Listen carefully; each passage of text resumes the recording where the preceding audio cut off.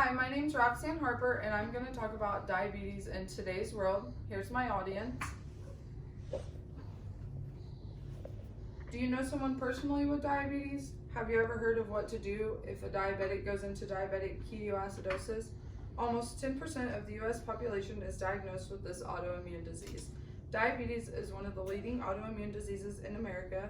It's a very scary, very challenging disease to endure. There are three major types of diabetes that we know of: type 1, type 2, and gestational diabetes. First, I would like to talk about type 1 diabetes, how it is an autoimmune disease characterized by insulin deficiency and hyperglycemia.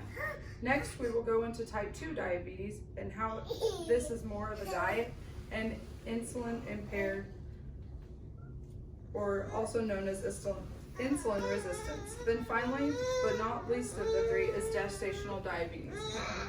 Gestational diabetes is only present while you are carrying a child in utero. This is very prevalent in women who are overweight and of childbearing age. Type 1 diabetes. Type 1 diabetes is a chronic autoimmune disease that is because of an insulin deficiency which results in hyperglycemia, also known as high blood sugar. Medical professionals and researchers have really invested a lot of time and knowledge into diabetes in the last 25 years. This research has given those with this awful disease an upper hand.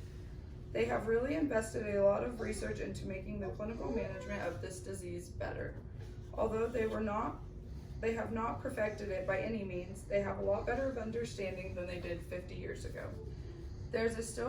There are still wide gaps in the management of this disease to really understand what's going on in the human body and to better understand how to fix or improve the process to manage for those who suffer. A lot of people think that this is a straightforward disease to approach. You have diabetes, so you have to take insulin to keep your blood sugar under control. This is false. There is much more to the clinical management of diabetes than most understand.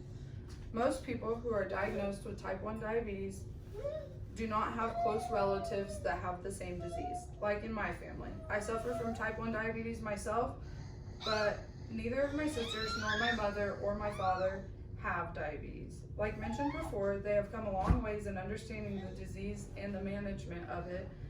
Although they have come a long ways and have a better understanding, most people with diabetes, it's not easy.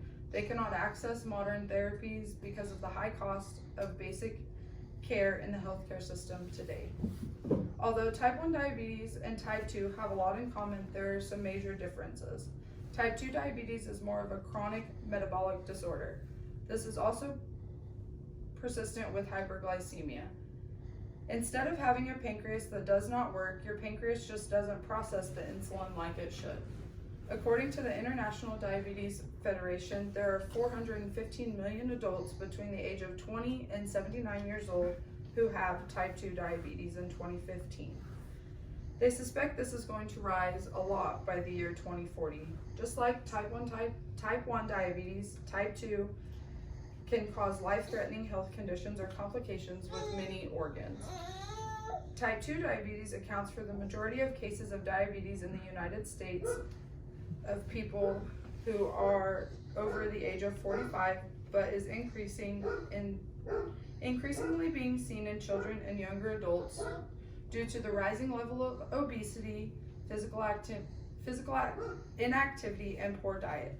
Type 2 diabetes can most often be controlled by oral medications and good diet. The third and most uncommon in the average person is gestational diabetes. Hyperglycemia, as seen in all three diabetes, is what causes a person to get gestational diabetes. This can occur at any point in pregnancy, but most common in the second and third trimesters. Therefore, if you have or when you do have children in your 24 to 28 week appointments, you must drink a glucose drink. This puts a lot of extra sugar into your body, and then if your body can handle it, your blood sugar is within range when you take your blood sugar after 1 hour of finishing your drink. If your blood sugar is out of range, then you must take your 3-hour glucose test. You will get your blood sugar taken before you drink the drink During your 3-hour glucose test, you must drink 100 milligram glucose drink versus when you take the 1 hour, you only have to drink 50. After you finish your drink, you must have your blood sugar taken 1 hour, 2 hours, and 3 hours. If your blood sugar is within range in all three, they do not deem you diabetic with pregnancy. If any of these are out of range, they will diagnose you with gestational diabetes. Gestational diabetes is like type 2, more relevant in women who are overweight.